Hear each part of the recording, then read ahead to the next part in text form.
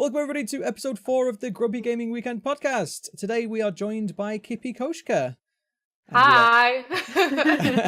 And we are also joined by Taylor and Elliott, as usual, as they are my co-hosts and they have no choice. We have a few topics to talk about today. We've got a couple. We're going to talk about me knocking over things on my desk. We're going to talk about Borderlands 3, because there's a lot of news about that, and more specifically Randy Pitchford. We're going to talk about Epic acquiring Psyonix and Rocket League and what that entails. And we're also going to talk about Sonic, which is technically a movie, although it's based on a video game, so it counts. All right, we did Marvel. It's fine. It counts. We did. We did Marvel. It 100% counts, and to be honest, we can't not talk about it because it's goddamn hilarious. But before we go on to that, why don't we introduce ourselves and talk about what we've been playing this week? Elliott, what have you been up to this week? Hi, I'm Elliott, your friendly neighborhood liability and classic podcast co-host. I've been still playing in Bloodborne. I went back to I'm going to be playing that game forever, I swear. I've gotten to a point now where I barely brush against stuff when I hit it, so there's been more. Wait, I've been doing chalice getting dungeons. Good? Yeah, apparently. So I got to a point in the story where I was like, I don't want to do story anymore. I'm going to go do so there's chalice dungeons, which are like procedurally generated like mazes basically, and you just go down through floors and fight bosses through those. So I did those a little bit, and I've been trying 100% Spider-Man, but it turns out I'm better at Bloodborne than Spider-Man because I cannot get the last achievement because I need to do these challenges and they're a nightmare. But yeah, I think that's all I've been playing this week. I played some DBD with you guys earlier on in the week. That did happen. Which got me in trouble with my Twitch viewers because everyone just turned up and was just like, this isn't Bloodborne. What are you doing? You should have just rolled with it. Said, yeah, it is. It's new content. It's DLC. Oh my god. Yes. I would 200% deal with that. That's fine. Give me the long axe and just let Myers come at me. Like, how far have you got left on Bloodborne? Are you like close to the end, you know? Or? To be fair, I don't actually know. Last time when I spoke to some of my regular viewers who have been helping me out with just kind of knowing where I need to go, but without actually spoiling anything. Last time I spoke to them, they said I'm just over halfway. Okay. But I've beaten like 2 more bosses since then, so I'm getting there. I'm getting to the end. We're doing it. So next week you might have a different game to talk about. Is that what you're saying? Oh, yeah, that would be nice, wouldn't it? Next week, and I can be like, I've been playing Sekiro all week. It's Bloodborne with samurais. Oh, God. Oh, my God. Sekiro. So, Taylor, what have you been up to? What have you been playing this week? Anything different? Anything new?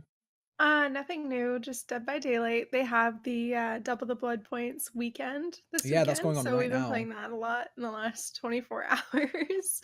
Yeah, that's about it. Nothing too Some crazy. Dead by Daylight. Might as well capitalize on those juicy blood points. So, Kippy, what have you been playing this week? I know what you've been playing, but why don't you tell me? Yeah. I started playing Skyrim for the first time ever. I've never seen anybody play. I've never played an Elder Scrolls game. Besides, when I was 9, I played an hour of Morrowind and didn't know what was happening, so I stopped playing. I mean, Morrowind is a strong one to start with. Morrowind was not. My brother, I have a brother who's 6 years older than me, and he's the one who kind of was like, oh, you should play this game. 9-year-old sister, you know? But it didn't go over well. I walked into somebody's house and they got mad and I died. I'm pretty sure that's what happened. that does sound like Morrowind, I'm not gonna lie. But have you been enjoying Skyrim? I've been there a little bit. I may or may not have convinced you to fight a giant just to see your reaction. A few people convinced me to fight a giant.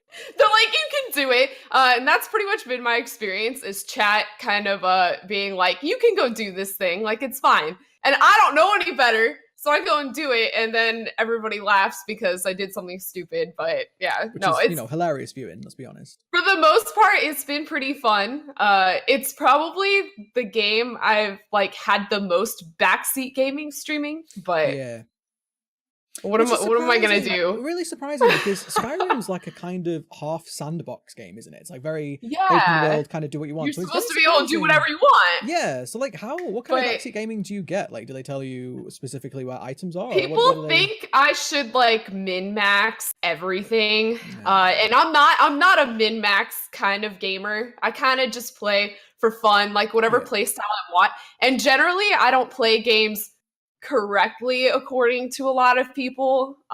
Wait, so you don't play on the hardest setting and with blindfolded?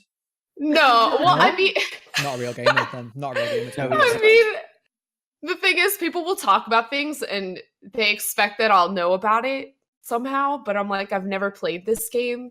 I don't know. It's been a lot of that, but I decided I'm just gonna ignore those people from now on. Like, I'll read their chat and then just be like, okay, cool. We've Thanks talked about for the this tip. before. The backseat gaming thing is really tough because a lot of the times it is just genuine, like they're excited to see you play the game that they love. Right. And they know more than you and they want you to know what they know. And I think a lot of people just don't realize that, like, you know, to the journey of getting from being a very brand new player to being an experienced player is something that a lot of Yeah. people enjoy. And so it can be kind of ruined by people backseat gaming. We have talked about this before. It's something kind of unique to Twitch, I feel. Oh, live yeah. streaming. Just don't do it, you know? Just don't do it. Just if we have maybe a first playthrough tag on or a blind playthrough tag, just ask Which first. I make it very obvious, but people don't read. But even if I tell them, if I say I've never played before, they still do it. Yeah. I have a chat rule for it too. People just don't read it. It's true. It does happen. I mean, I've had People don't had read. in my title before, like, no spoilers, and people have come in and been like, "Hey, do you want to know something?" I'm like, "No." I said no. I don't. I don't. But Yeah. that is one of the risks of playing on Twitch. Speaking of Twitch, we haven't really introduced you, Kippy. You are a streamer, aren't you? You're a streamer over on Twitch. Yes. Why don't you introduce yourselves? What kind of stuff do you do over there? My name is KippyKoshka on Twitch. I'm a variety streamer. I pretty much stream whatever I want. I do a lot of co-streaming too. Like besides Skyrim, I've been playing The Forest with my friend Danomac on Fridays, so I'll be playing that later today. Nice. But yeah, I mean, I'm pretty much I'm weeb trash. That's my whole channel is about weeb trash things. I'm a corgi mom, and I Tell go them what Super your Saiyan for corgi's subs. name is. His Tell them name's what your corgi's name is. Vivi. I love it. I love it. If you don't get that, it's a reference Yeah. to Final Fantasy IX. You should go and play it right now. Stop this podcast. Go and buy and play Final Fantasy IX. You won't regret it. It's on the Switch. It's like £12. Yeah, look, even the kids can get it. It's Great. on the Switch. It's fine. And Vivi is the best character, so I mean, Oh, Everyone loves you're like, no. Oh, everyone loves Vivi. Vivi's like he's the love underdog. him. He's the hero. How can you not love Dude, Vivi? he totally is. He's the best one for sure. 100%. So Taylor, what have you been up to this week? Have we done you? We've done you, we've haven't done we? me. Yeah, we did We're do going that. back in time. We've already asked you what you're doing God. this week. Let's do me Not then. this time thing again. Oh, yeah, What's well, Grumpy doing this week? Kippy just said that she's going to be streaming later on today, but we don't upload this till tomorrow. So again, we have a time jump on the podcast. It's No. I'm not doing this again. I I'm can't. not having. I'm going to be streaming today, but it's yesterday. If you watch us when we Yeah. upload it, Yeah. if you're watching on Wednesday, it's no. I'm not playing the game But anymore. don't worry, you can go and find out. You can go and see the VOD from yesterday. Just go to That's twitch.tv/KippyKoshka. You can find it. But no, I've been playing Days Gone since none of you guys have. I've been playing Days Gone this week. And it's a really interesting one because it's an alright game. I've been really enjoying it. If you've not heard of Days Gone, if you've not really played much of it, it's a zombie game. Another zombie game. Although we haven't had that many zombie games for a while. But it's another zombie game, and it's an open world game as well. So it's a zombie open world game. And I reckon a couple of years ago, I would have said, no, I don't want any more open world games. I No don't want any more more. zombie games. Get out. But I've actually been really enjoying it. It's a bit of a weird one. It's the best way that I can describe it is it's like an open world from Far Cry mashed together with the story or maybe the world from The Last of Us. But that being said, The Last of Us had an amazing story, and this one doesn't. This story is Ooh. it's Wait. I'm gonna rag on it. By the way, I am enjoying this game. I am actually enjoying Days Gone quite a bit, but the story is just so generic, plain, and bland, and it like I don't know. Yeah. I feel like I'm really biased because I love zombie stuff. I love zombie fiction, and I can't think of how they could have made it any more generic. So the main character, the protagonist, Deacon St. John, he's very much a generic white guy protagonist, and all he does is grumbles at stuff all the time. He's just Yeah, like, how do "Oh, I you have to-" feel? How do you feel about him sounding like he's masturbating when he's talking? Like every Yeah. time, What? he just sounds like, yeah. Yeah, he has this gruff voice, but it's like put on, so it's kind of like, I'm gonna go do this mission. Oh, if I have to. Oh You yeah, know? we'll get him. Like- He's very much so. They try and set up this right at the beginning of the game. They try and set up this sort of character arc where, spoilers, your wife, I think, girlfriend, wife, she gets taken away on a helicopter. She's injured, and you get left behind, and so you assume that she's dead. And so they try and set up this like really like, you know, story arc. But the thing that really like triggered me at the beginning of this game, and I said this on stream, was with The Last of Us, and no spoilers for The Last of Us because The Last of Us is a masterpiece, but with The Last of Us, they really built up this character development like in the first like 20 minutes of the game. You know, you get to meet the characters, you get to play as the characters, and it really like hits home. There are so many YouTube videos on The Last of Us of people like in tears in the beginning, and I'm not gonna lie, like I get a little bit welled up. Even now, I've played it like 5 times, and I get like welled up. So they build up so much character development, and all of that really is developing Joel as a character, to be honest, and that carries on for the rest of the game. And it really gives Joel this sort of like character arc, and you get really invested in Joel as a character. Now, Days Gone is like the opposite of that. It's like within 5 seconds of the cutscene. Have you played it, Kippy? No, I'm watching Mr. Koshka play it, and I've been okay. watching Bach Basoup play. Okay, so you've seen some So gameplay. yeah, I've Well, seen quite a bit. You'll know exactly what I'm talking about. It like throws you in and goes, care about this character, and I'm like, no, like, I don't. Yeah. You're taking a character away from me and telling me she's dead, and I don't even know who she is. So Yeah. but yeah, the story is very, very bland and generic, but I'm still really enjoying it. And the reasons why I'm enjoying it are kind of the same reasons why I would enjoy something like GTA. You know, in Grand Theft Auto, you can just ride around or drive around the city and have fun. And it's the same thing in Days Gone. One of the best things about Days Gone is you get given a motorcycle pretty early on, and that's your main way of transporting around the map.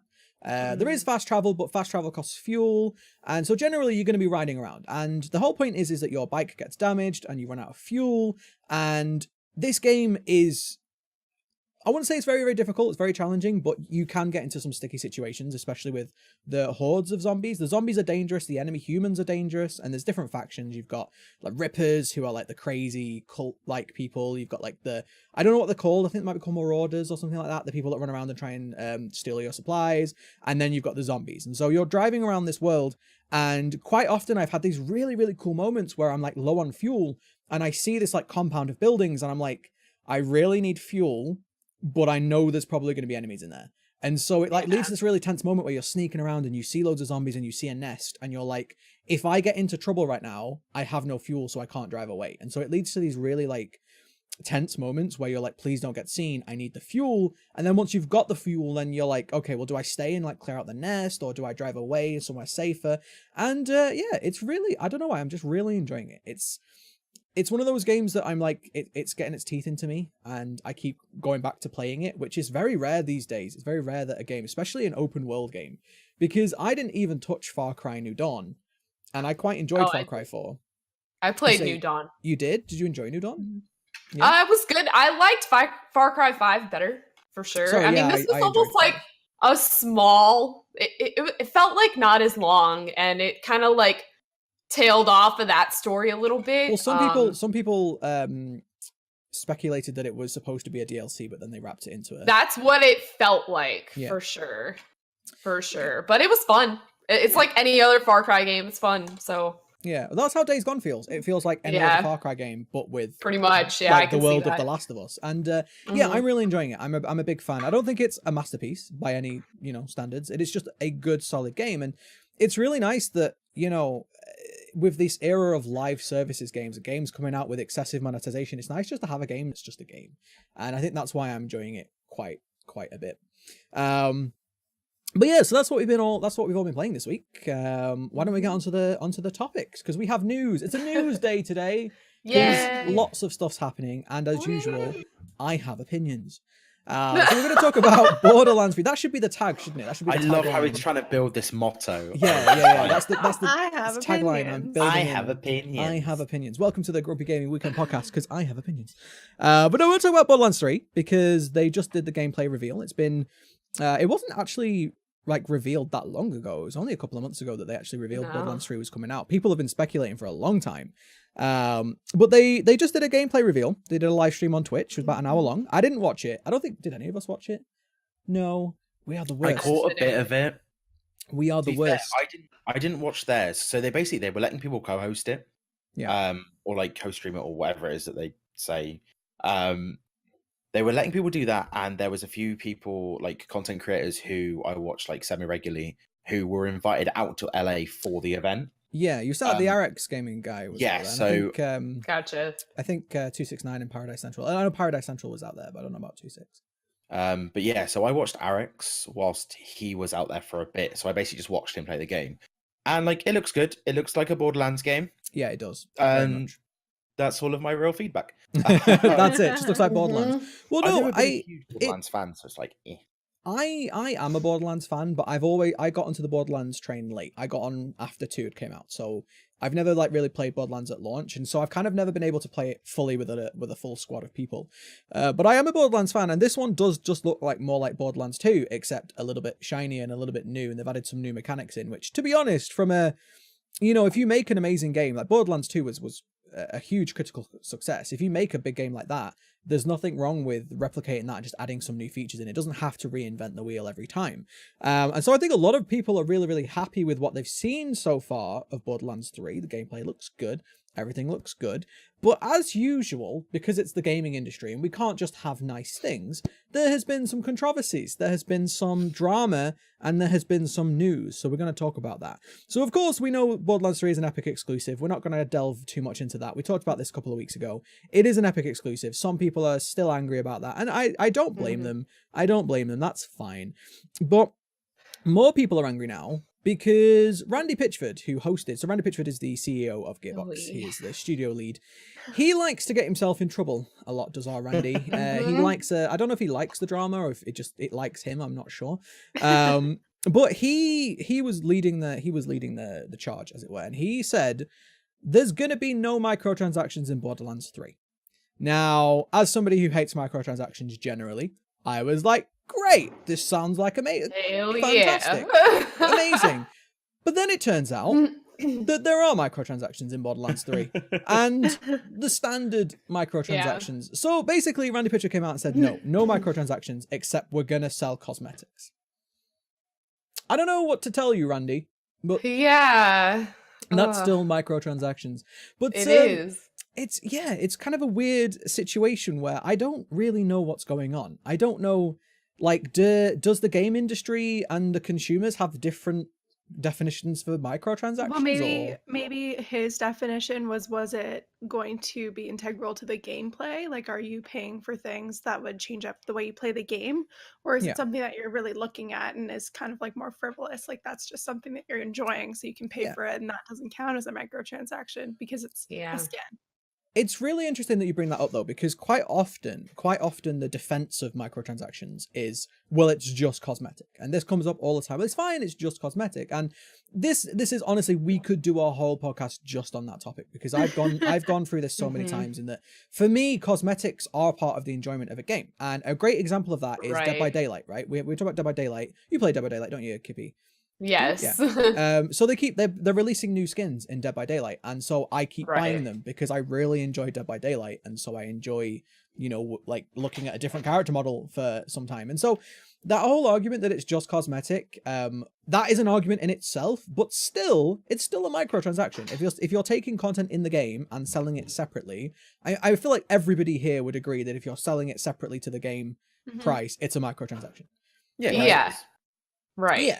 And so that includes things like season passes, that includes things like DLCs. Anything is sold add-on essentially is a DLC. So for Randy Pitchford to come out and be like, yeah, there's no microtransactions apart from these microtransactions, I feel like is a very silly thing. Yeah. Well, he like made it a major selling point. Yeah. And I think that's the problem, is he came out and was like, there's gonna be no microtransactions, but he was lying.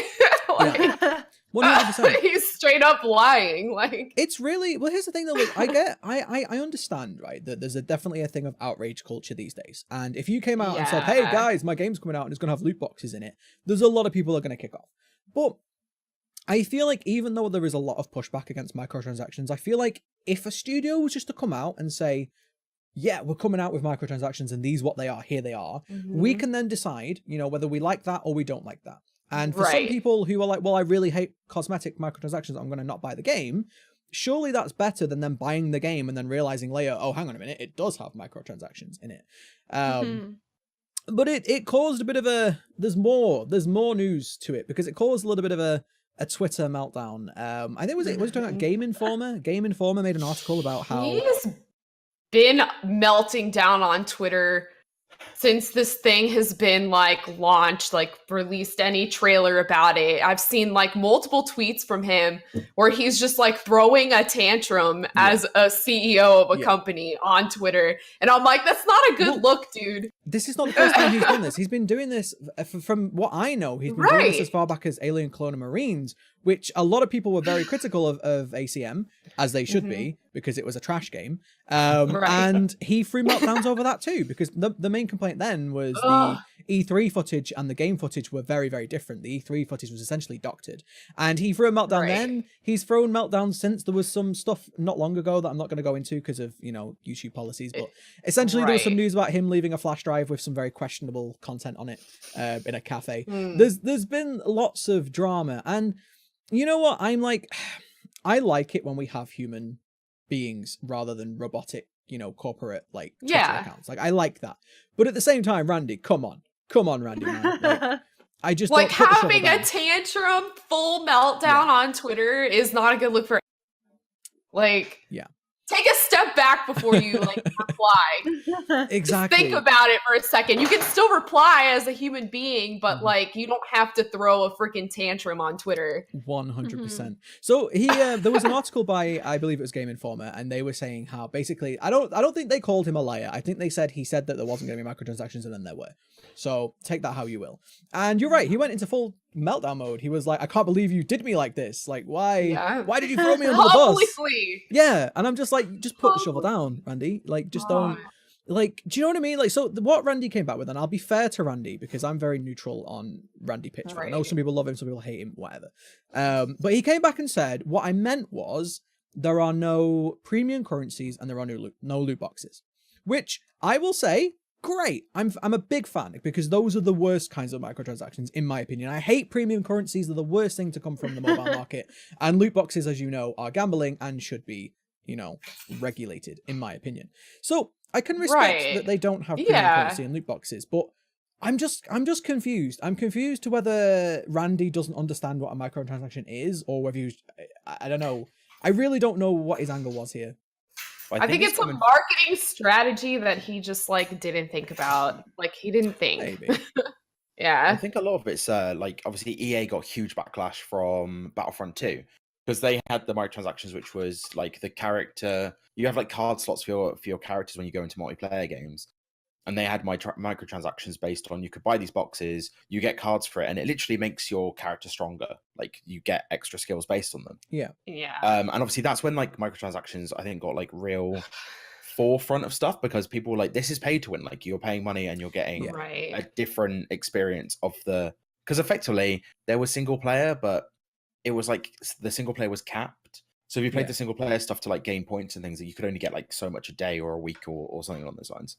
So effectively, it's a multiplayer only game. It's a competitive shooting game, and therefore, if you can pay to have an advantage over other players, that is pay to win. Yeah.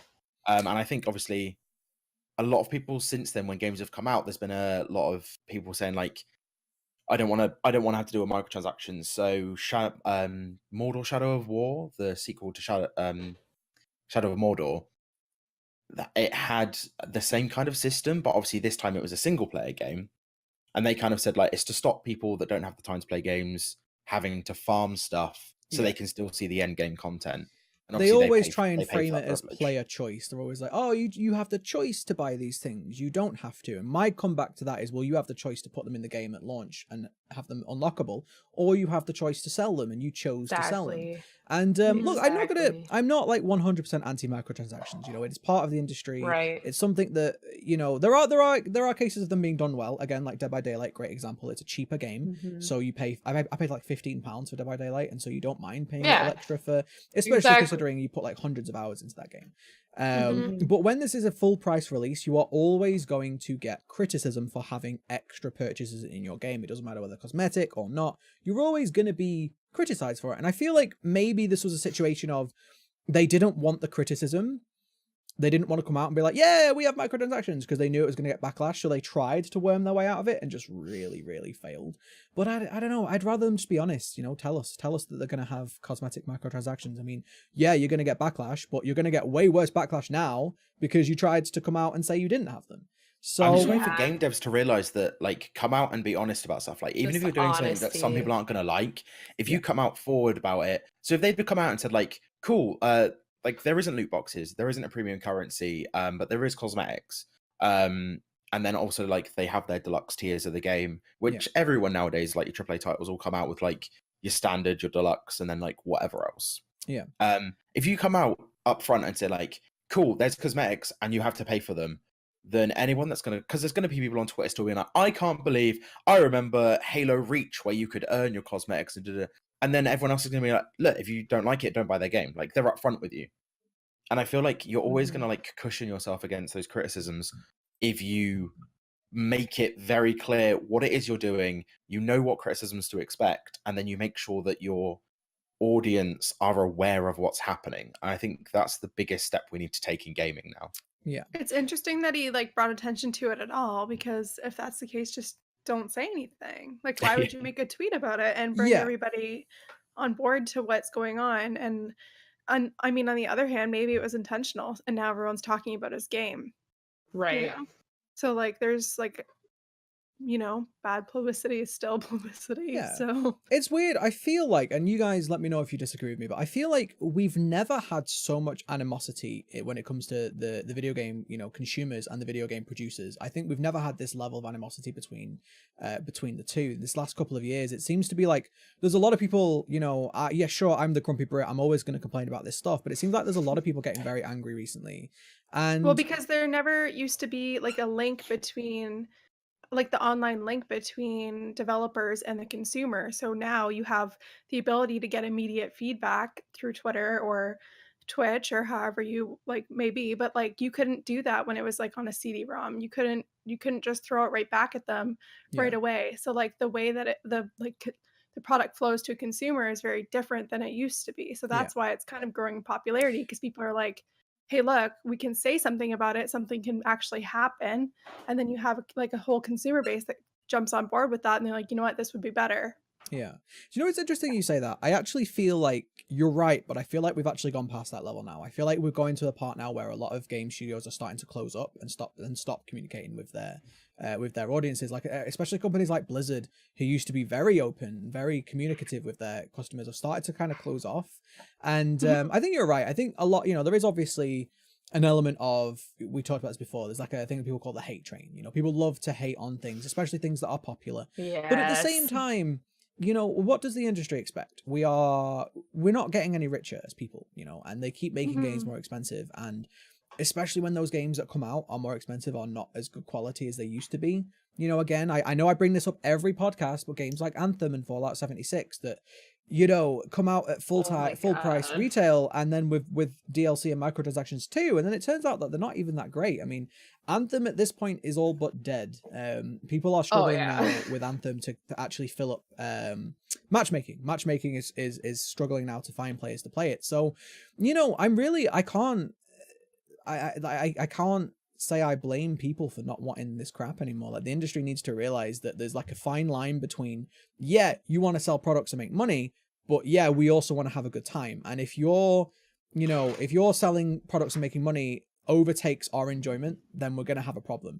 But the thing is this isn't, taking it back to Gearbox and Borderlands 3, pretty much everybody who's seen the gameplay said it looks good. You know, it looks like Borderlands, which is what we want. So you're bringing out a good product.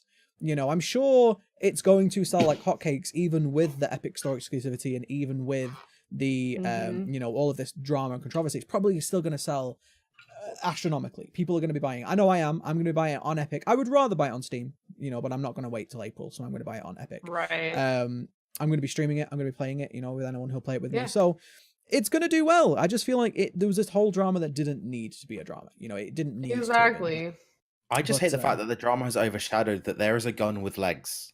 Yeah. That's the important information that came from the launch party and stuff. There's a gun, it has legs, you throw it out, it runs around. I want a gun with legs. There's some cool looking stuff. There's like dual fire rates now. They've added like a secondary fire to a lot of guns. They've added That's awesome.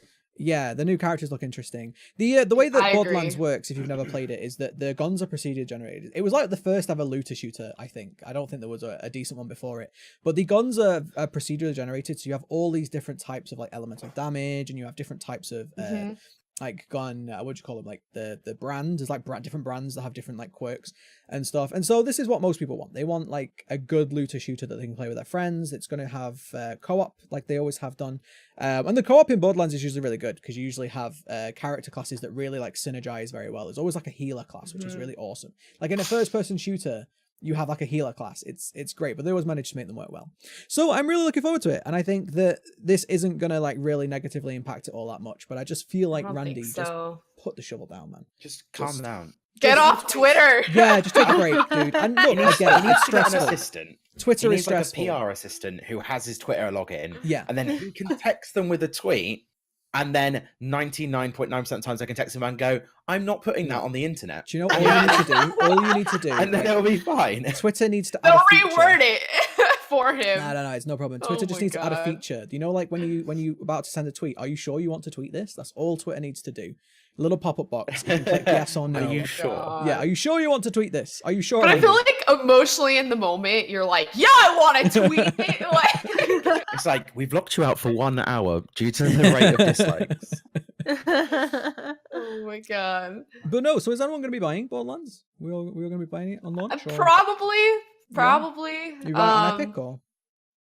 Yeah, I don't see why not. The only thing we had against Epic was their like customer service. Yeah. Isn't as good. But I mean, yeah. We talked about Epic on a previous episode. Like it's far from perfect. And in fact, it's, it is the inferior of the two stores at the moment. But yeah, as we've said before, we're hoping that this is going to give Steam the kick up the arse that they need to actually improve their platform, because they've had none. Have we got Mr. Koshka? Is that that's Mr. Mr. Koshka. He's riding his bike to work. He's just going to ride his bike down the living room. Say hi to Mr. Koshka. People will steal it. No, they will. People steal bikes. They will. People steal bikes like crazy, and we just haven't mounted anything to have it. What just happened? Hello? Are you okay? We hear you. Can you see me still? Yeah. Are you muted? Did you mute yourself? No. My screens went black. Oh. Yeah, both of them. Oh. That was really weird. But it wouldn't be the GGWP podcast if we didn't have some form of technical difficulty. Taylor, it's not you this time. Yeah, it's not you. It's the I other don't know token what female. is. That's never happened to me.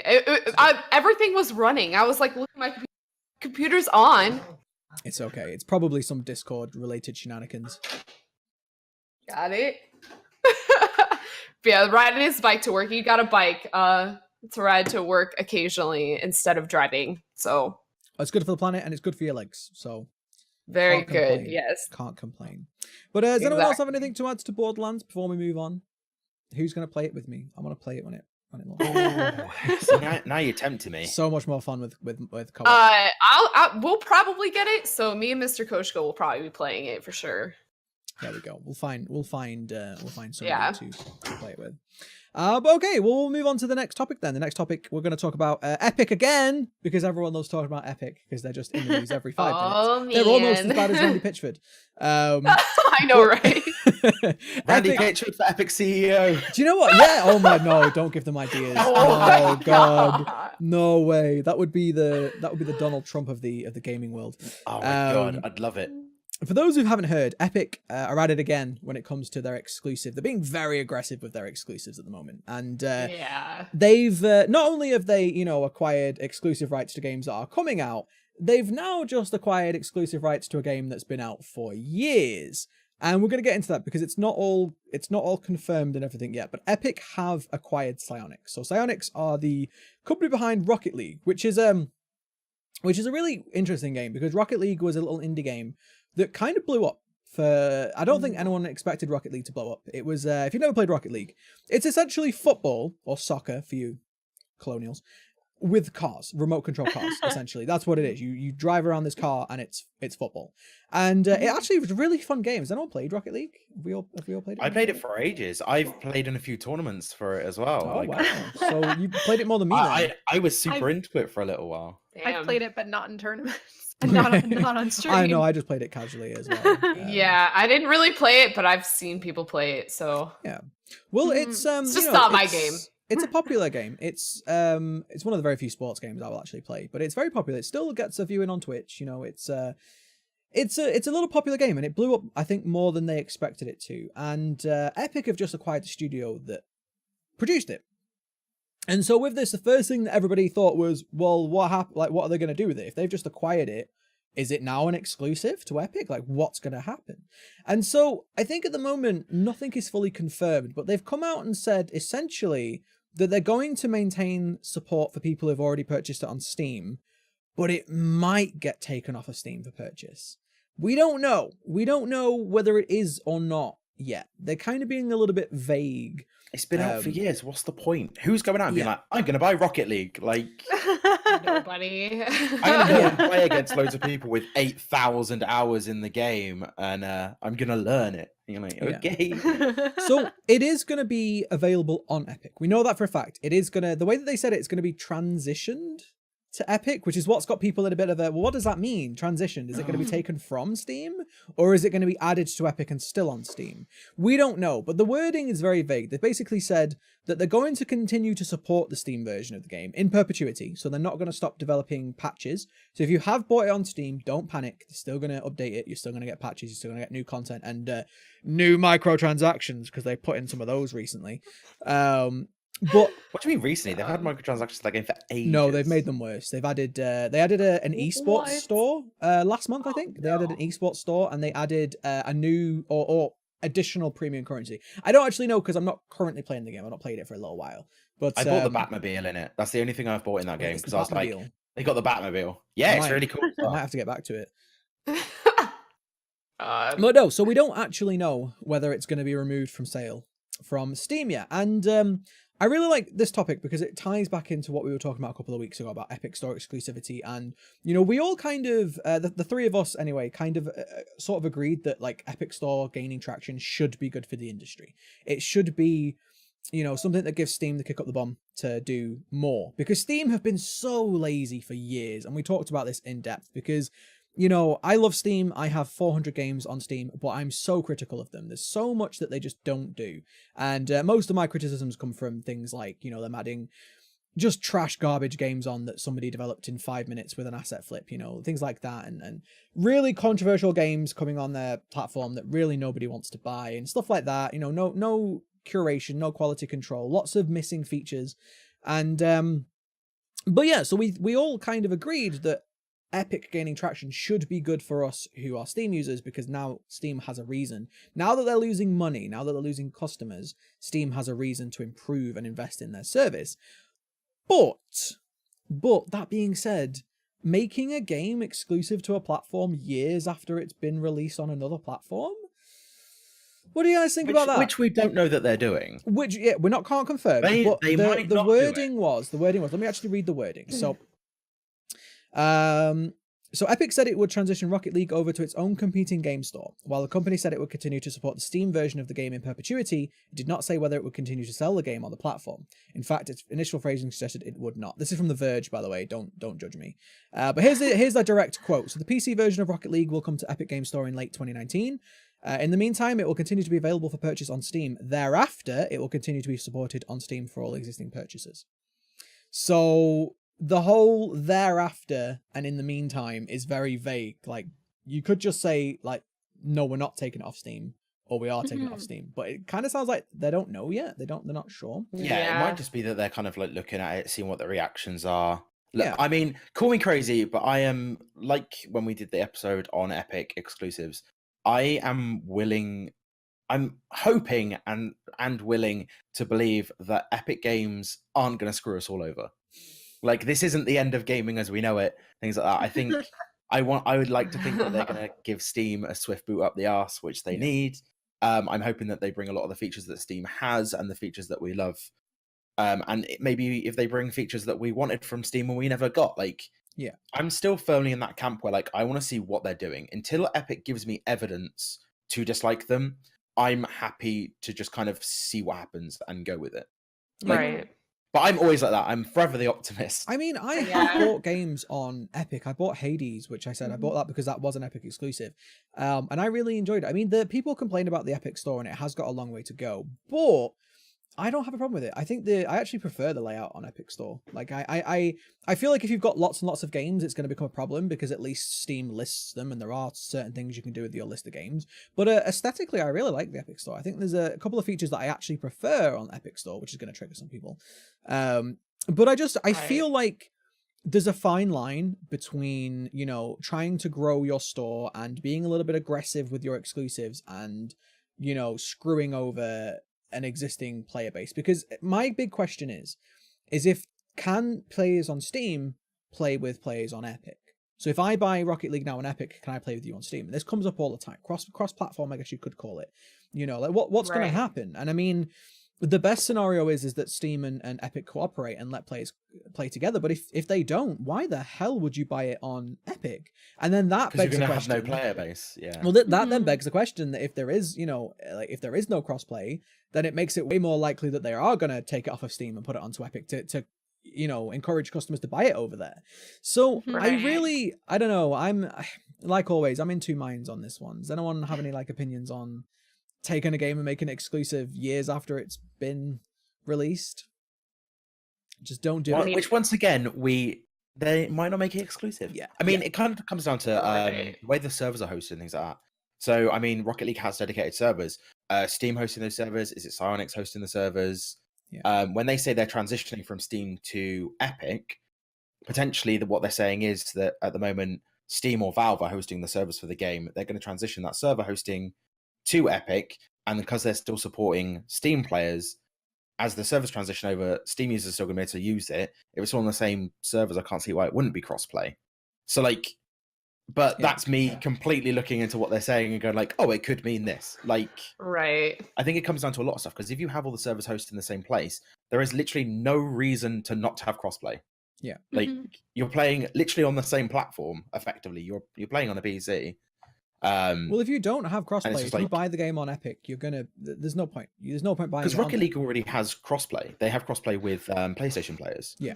Like, so if you queue on PC, you can play with PlayStation. Right. So, like, I can't see why they would separate. So if they're going to keep the PlayStation players to the PlayStation players with Steam or Epic, like, it seems it seems too complicated to not just let everyone play with everyone. Like every time when it comes down to cross-platform, it all depends on the relationship between the two platforms. The reason why we didn't get PlayStation crossplay for so many years was because Nintendo because Nintendo just dived in.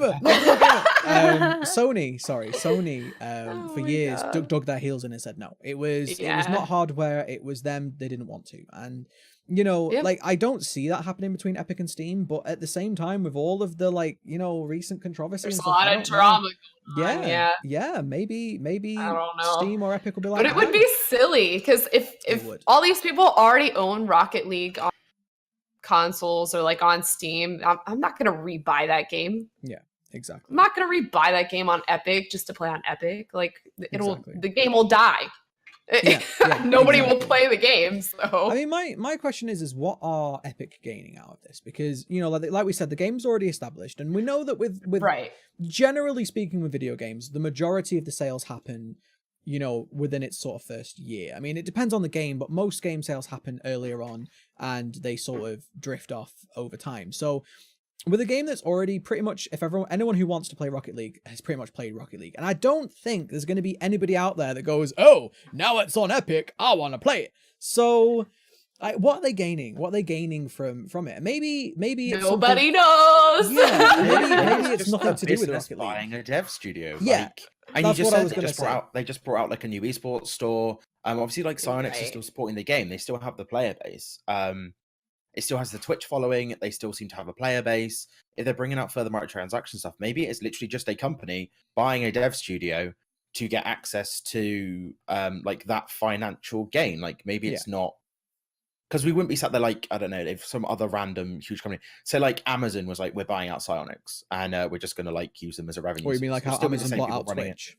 Yeah, but like, sorry, I had to so it was like, if like Amazon were like, cool, we're going to buy Psyonix, no one's going to be like, oh my god, is this going to happen? How are they going to manage it? So that it's just because it's Epic that the conversation is happening. Well, I disagree with that. I think there's been a lot of studio buyouts in the last few years, and quite often studio buyouts lead to bad things. You know, especially with companies like EA, when they buy out a studio, it's almost a meme at this point. If EA buys you out, you're gonna die. You know, your studio is gonna get shut down. Yeah. And there's been a lot of speculation and a lot of sort of rumors and stuff like that. Like, you know, are these companies buying out their competition and then dissolving them on purpose? Which I feel like would be illegal in many, many ways. But there's a lot of sort of speculation and stuff like that.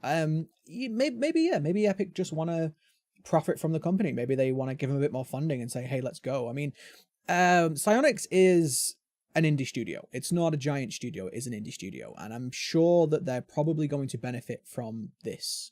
You know, I'm sure they're going to benefit from some way. And again, until, like you said earlier, Elliott, until we have a reason not to trust Epic, you know, we'll see what they do with Psyonix. If they close it or if they do something like that, then we'll say, then we can critique it. But until, I mean, it could work out really well for them. You know, like, who knows what they're developing or what they plan to develop. Maybe they want to develop a game and they couldn't fund it, and so with the money from Epic now, you know, and that would be the best for everybody, because we're now getting a game that, I know I'm going off on like conspiracy theory right now, but you know, you have to wait and see. You have to wait and see what it's going to entail. But I think a lot of people you're right. I think a lot of people are just getting angry again because it's Epic and they hate Epic. I guess it's a nice buzz topic that people on Twitter can hop on to and be like, look, I've said this thing, and then if it comes true, obviously the likes and the retweets flood in, and then they get their 15 minutes, the same as everyone on Twitter is looking for.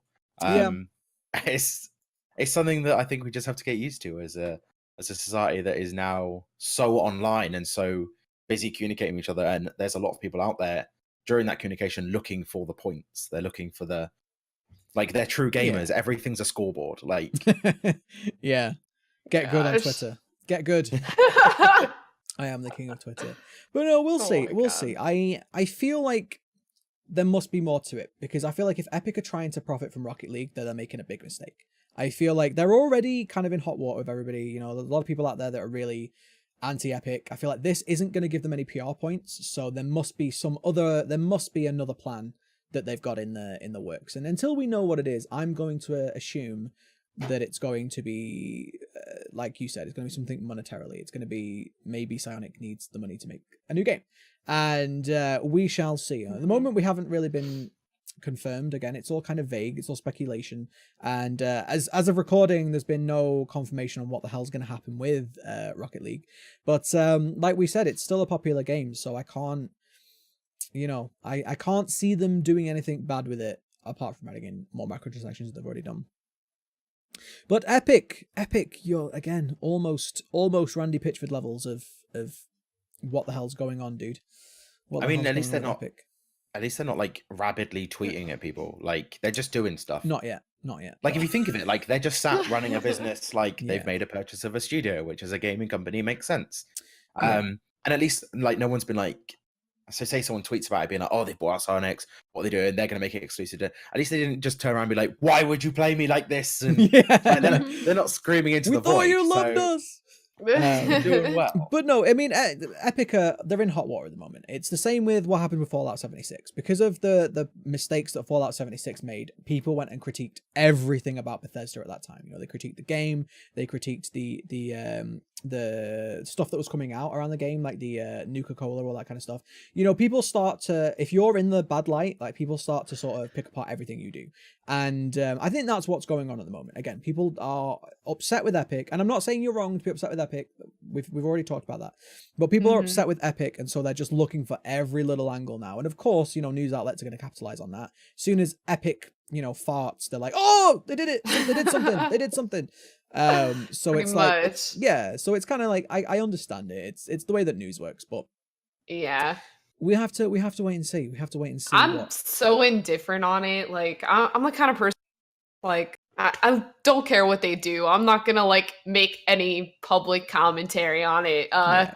I don't really care that much as long as it's not actually hurting anything or anybody. Yeah, that's like, exactly you where do I am you. on it. Like, I will talk about You all do of this you. stuff. I will, you know, report Yeah. on it and talk about it. But my But main concern- personally, yeah, well, my main concern is the consumer. So I'm like, well, if, you know, you as a person who owns it on Steam, what's going to happen to you? That's what I'm concerned about. exactly. Like, Yeah. I want the best experience for you as a customer. If you're spending money on a game, you should have the best experience you possibly can.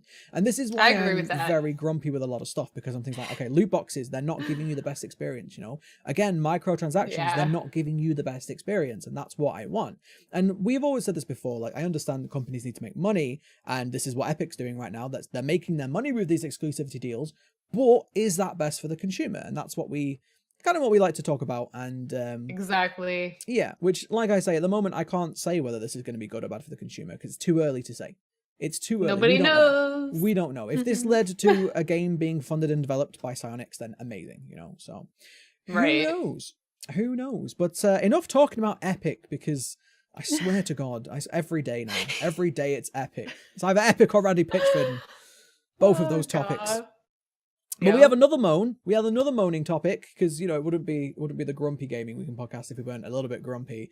But I have to talk about it. I can't not talk about it. We're going to talk I'm about so Sonic. looking forward to this bit. I have to talk Same. about it. I can't not. So for if you don't know what's going on, there was a trailer. There was a trailer drop. I love the idea that it's all over the internet at the moment. You're like, so if you don't know what's going on, Don't explain if you're it. still running on dial-up and you live under a rock, Wow. Don't insult the audience. No, but if you don't explain it, somebody be there Oh. like, what's that with the Sonic? What's going on? what's Sonic? What is Sonic? But no, the movie, Sonic the movie, is coming out. It's a live action kind of movie. Well, it is a live action movie. It's a live action Yeah, movie it coming out, is. and they dropped a trailer for it. And I feel it's fair to say that people didn't like it. People didn't like the trailer for a variety of reasons. I've seen nothing but positive responses. Oh God, you sound like IGN. So we've all seen the trailer, right? Everyone here has watched the trailer. Yes. Sonic the Hedgehog. Let me just delve into my history of video gaming. Sonic the Hedgehog was one of the very first video games I ever played on the Sega Mega Drive or the Sega Genesis. Again, a few colonials. And you know, he's an iconic character. He's an absolutely iconic character. And so when they dropped this trailer and it was a live action movie, they made him. I don't know what they made him, because I don't want to say they made him Dr. look. Seuss character. Yeah, he looks. That's what he looks like to me. Valley. Dr. Like he's- Seuss. But like, at least Dr. Seuss like didn't freak me out as much. Like, Did just, it really freak you? Like, there's something you'll be like, I had It this really doesn't visceral freak reaction. me out. And I was just like, and it's a fucking cartoon character in the it's movie. so uncanny Yeah. valley for me. It's like he's not quite a human and he's not quite a hedgehog. I'm like, my brain can't handle what he is. But if you haven't watched the trailer, please go and watch the trailer. I can't show footage of it because the video will get. Well, I don't. You know, we don't have monetization anyway, but the video will get copyright striked if I put the Right. footage on. But go and check out the trailer. It's awful. It's awful. It's not that bad. It is. I don't think though. it's that bad either. Yes, Taylor. It is that Like bad. the character design is definitely flawed. Right. But everything else, I was like, this is just kind of like a kid / like okay for adults too kind of movie. Okay, but I Like, have to ask you this question, because again, when I talked about Sonic earlier, I used to watch the Sonic cartoon as a kid as well. Sonic cartoon Oh was my god, the amazing. Sonic as a kid. cartoon was amazing. Have you played or watched Sonic, Taylor? I'm going Yes. to call you out. So you have played Sonic, and you don't Yeah. think it's an abomination? in this week's episode of Grump's Gatekeeps. Right? It's more. I don't know. But did you play the original game on a CRT? Did Because you they have play the it? deepest blacks. Did you play it in the 90s when it was new? Go. No. No, I mean like, you know, if you haven't played Sonic, I can imagine it being less weird for you, because for me it's like an iconic character, like Link from, you know, Zelda or Master Chief. It's an iconic, or Mario, whatever. It's an iconic character. And when you see an iconic character and they're different, it always makes me feel a bit weird. You know? Yeah, Like that amount of different, yeah. I don't know what they were thinking. Like it doesn't resemble. Like there's a lot of things wrong. Like the face is wrong. Like the eyes are wrong. The mouth is wrong. He looks like he's just like in a set of like kitty pajamas, like like a onesie or something. It looks wrong, definitely. But like people's like complete outrage. Well, it's interesting because we, again, going back to outrage culture, we have this with movies now. Like we had the same thing with Aladdin, the live action Aladdin. Everyone complained about Will Smith, like he doesn't look the same. And, oh my god. Yeah, but the difference is with Aladdin, that's a human being that they've added effects to. This is a CGI character. They could have done anything. Yeah. To be fair, Exactly. you don't know. They might have just had a toddler in a onesie wandering around and then Oh CGI'd my on god. them. Like, you don't know. They shot a toddler in a onesie out at like They 100 shot a miles an toddler? hour. Well, It It makes you don't wonder. know. It makes you wonder, like, how did they get that far into making a movie, like millions of dollars into a movie, and nobody went, "Hold on a second." This looks Well, weird. We were talking about this in the pre-show before we hit live. We talked about this. Like I don't know. And this, by the way, this is made by the studio who made Fast and the Furious, so should tell you something. I feel like it's another case of non-gamers making something for gamers. You know, I don't know how many people who worked on this project are gamers, but I feel like not enough. You know, I feel like they don't necessarily understand Sonic. Yeah. Or Now, I maybe will they say were that trying to do like an artistic interpretation or something. They so that, could have done anything with this character and people would be angry. Like, You Yeah. like don't they could have done almost kind anything. If you'd have but put not like a this full, amount of outrage. Yeah. I if don't you'd know. have put like a full animated Sonic from like the old animated Sonic thing into it, everyone would be like, "Well, I don't get it because it's like a full animated thing. So surely CGI is better than it like ever was." Like if they'd have made it more to the proportions of like, because bear in mind, they've spent the last 25 years plus remaking a character from what originally was like 16-bit graphics and like a sprite on the screen. Yeah. And like literally the proportions of Sonic, like the GameCube had Sonic Adventure 2 Battle, which is a brilliant game. If anyone ever wants to play it, it is on Steam and it is really fun. But it was one of the 3D versions, and everyone complained about like the 3D models for the characters just look really weird. And like some of them, like their legs are really long and their bodies are really small and all this stuff. And it's because if you change the character too much, everyone gets mad about it. Yeah. So like, But again, that's you because can it's an stick with iconic it. character, though. Like you can't Yeah. take an iconic character and make it completely different. Because when this you is do why that, you you're going to shouldn't have upset your characters core lasting fans. 25 years. Sonic die. Make new IP. There's still a I just- hardcore yeah. Sonic audience. I don't know. There is, and they all hate every game that comes out. I mean, for me, I just think they should stop making live action movies of things that are iconic. In my opinion, weeb trash, and I see them make animes into live actions and it never works out and everybody's always upset. There's like maybe one or two exception to that. And I feel like they should learn by now. Like, how do they see all these other things where everybody is upset about and then they completely change Sonic and they're like, it'll be fine. It's okay.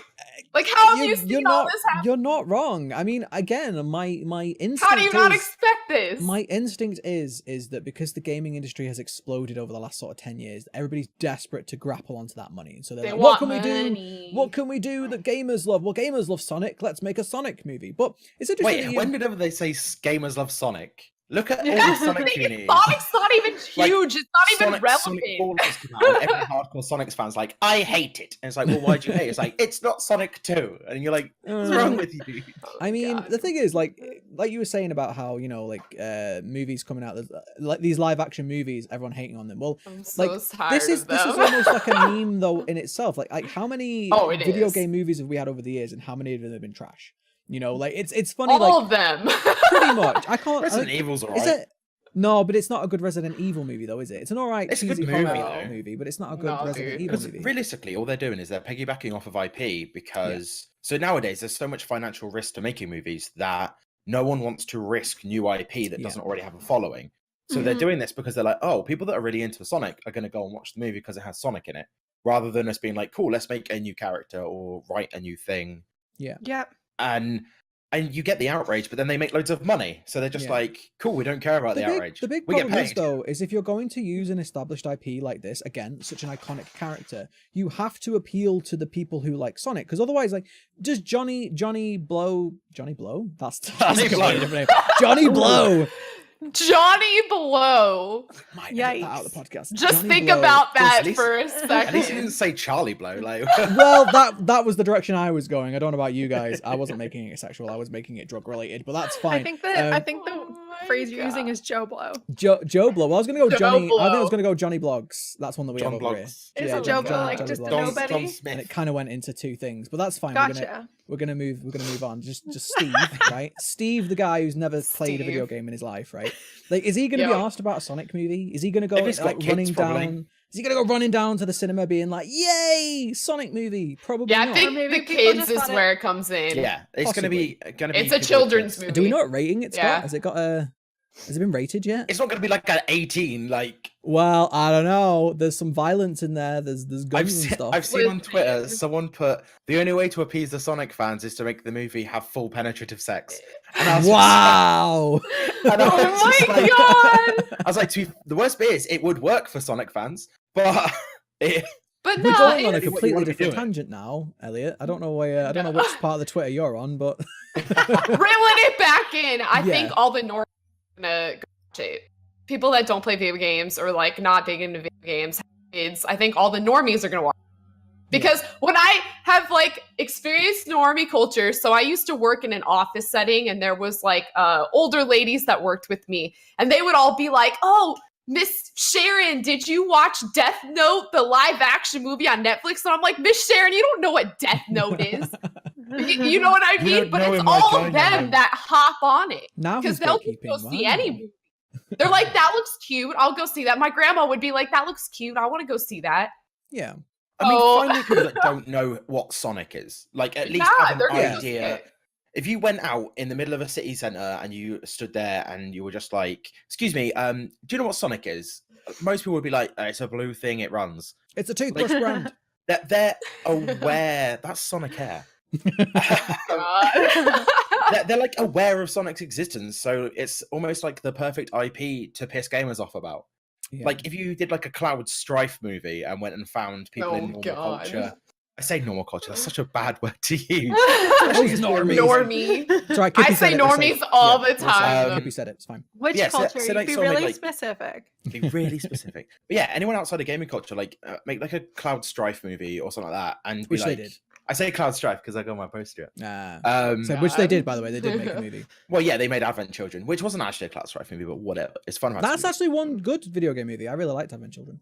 Yeah, Advent Children's brilliant, but it was made to. It literally was made for Final Fantasy fans. Like it never Yeah. went into cinema stuff like that. It was Exactly. if you want closure for the end of Final Fantasy, because obviously 7 kind of ends, and there's a lot of like, well, what happens after that? Yeah. And it's like the perfect movie for that.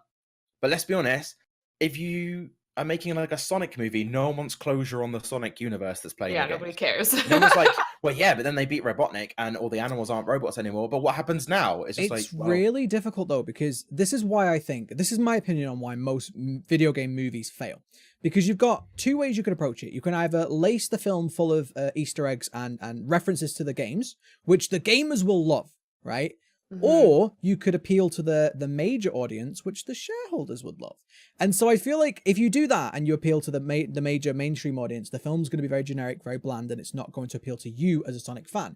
And so we're going to have the exact same situation we always have. You're going to have a fuck ton of Sonic fans who are, really, really love Sonic going to see this film and are either going to be really disappointed or really happy, but then everybody else in cinema is going to be really disappointed. You can't really, it's very difficult to please both. And I feel like this is one of the main reasons why these movies never work, is because Like, what are they going to go with? They're probably going to go with the mainstream, because the mainstream is where the more money is. And so you and I, who, you know, we enjoy Sonic, we're going to watch this movie and go, pfft. But they probably don't care. The fact that they're changing the character design, though, I think that is because now they're kind of appealing to. If they're gonna change the character design, like, we haven't the people that are outraged about it are gonna go see it now. Yeah, because we they're haven't like, touched on that. Listen to me, the consumer. They actually listened, so I'm gonna go. 100%. So they've announced they're that smart because of the outrage, because of everyone complaining about the how bad Sonic looked. They have actually announced they're going to change it. This is confirmed. Was it Jeff Fowler? Did we say it was? Who's confirmed it? He's the director. Yeah, so they have confirmed. Yeah, Jeff Fowler. Thank you for the support and the criticism. This is on Twitter. The message is loud and clear. You aren't happy with the design and you want changes. It's going to happen. Everyone at Paramount and Sega are fully committed to making this character the best he can be. # Sonic movie. # gotta fix fast. Yep. So, and that's so smart of them. Yeah, 100%. I really want to put a conspiracy theory out just because it amuses me greatly. What if they filmed the whole film and they have like a good Sonic model, but then they basically just rendered a trailer with a shit one, and then they were like, "Oh yeah, we put out this trailer." That would be clever marketing. Cool for a change. That would change it, mate. Come on, let me run your businesses. It'll be shady as hell, but it'll work. Scummy Business 101 with Elliott. No, I mean, I doubt it. I doubt it. I feel like... Oh yeah, that's definitely not, but... I feel like it's more of a case of they tried to make him too realistic. And when they tried to make him too realistic, they probably, just a theory, grumpy theory, we've got to stop doing that. That's becoming a thing now. I feel like they probably hired really, really talented animators. Because the Sonic, by the way, as much as I think he looks stupid, he's animated really well to, like, obviously blockbuster movie standards, which I'm sure, you know, there aren't that many people out there that can do that job, and especially with, you know, it probably costs them a lot of money to do that. But I feel like his design looks totally like the new Grinch that came out last Christmas. Yeah, like the way that I. That's what I mean, Dr. Seuss. Yeah, but like I watched the Grinch and was like so amazed about what they could do just like with that, and like that totally applied to how I saw Sonic in the trailer 100%. For sure. Because again, he does look like, if you just ignore how Uncanny Valley it is, he is animated really, really, really well. And so I feel like, again, they gave out this animation job to some animators who were like top quality, and then they were like, they probably never played Sonic in their life. They've probably never seen Sonic. You know, they probably just got one image of Sonic and was like, make him look like that, you know, but they've not seen him animated and stuff. I feel like that's a gross understatement. They probably looked at more than one image of Sonic. Are you sure? Because if they'd looked at more than one image, how did they come to this? How did that pop out? It was probably an artistic choice, like, and everyone hated it. Maybe. Like, there's some like old fan art, and obviously there's like a lot of like really poor quality fan art. Like, they just Googled Sonic and they found the first one that they like the look of. That one looks realistic. I've seen so many memes of just like comparing like the really like big gangly awfully drawn Sonics to it, and it's like, oh, his shoes don't have the stripes on, and it doesn't have the stripes on in this, and it's just people being like, yeah, they just Googled it and they just gave this picture to their animators. What's really interesting about it is, like, because as soon as the trailer dropped and everyone complained about how bad Sonic looked, like millions, but lots and lots of people like mocked up their own images of what he could look like, and they're all better. They're all better than what they came out. But they're animating on a still. Like, yeah, of course. I just want to point out that there's people. Yeah, that have, like, of course. Down, but still, like, you know, artistically, that they made what could be arguably better artistic choices. I suppose would be the best. It just again, you know, when you put it in the hands of gamers or people who actually, you know, are passionate about gaming, you always get better results than when you put them into non-gamers. And I think that's what happened. I think that's what happened. I think maybe there was 1 or 2 gamers in the studio, but most of them were non-gamers, and they were told to do this, and they were like, okay, sure. And because they don't have that passion, none of them had the thought to go, hang on a minute, this is gonna piss off gamers, you know? Yeah.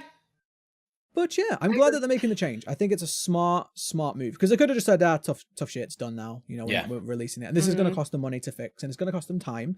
But like anything, it's the same with video game launches. I've always said I would rather wait a little bit longer for a game to come out and it be better and finished. And it's the same with the movie. I'd rather wait a little bit longer. The movie is going to be delayed. It's been confirmed.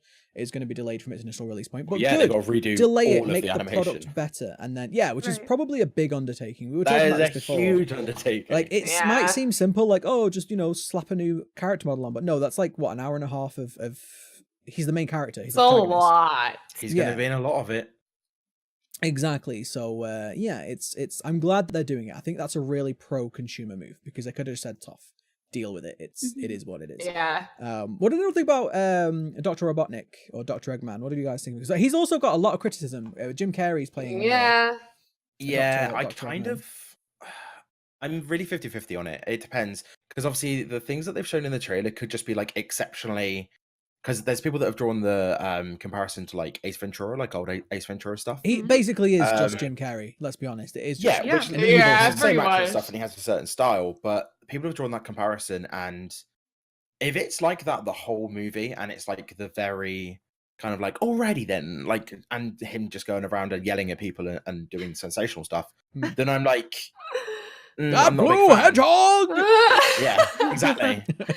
But God. it depends. They might have just put in the trailers like the more kind of entertaining comedy aspects of Robotnik, and Yeah. then in the movie it's going to be more of an actual fleshed out character. Yeah. Yeah, Well, I think people have- think so.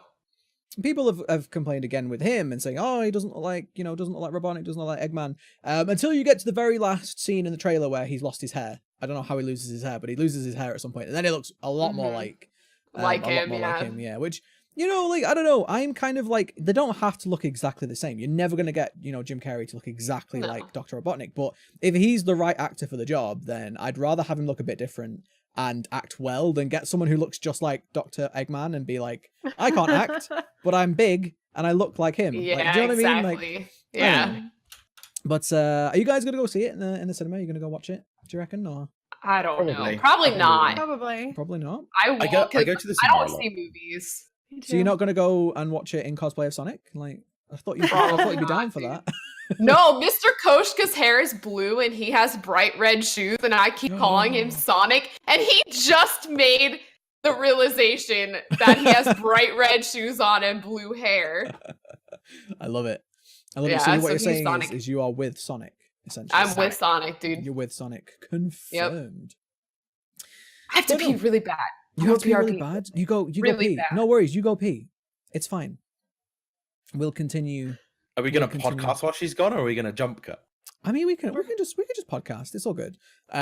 We're gonna Prof- podcast. Do that? You Professional know what? podcast. It's fine. So my biggest problem with the Sonic movie is the fact that they've put him in Nike trainers, and it definitely should have been Adidas, because then it would look more like a white stripe, like the original.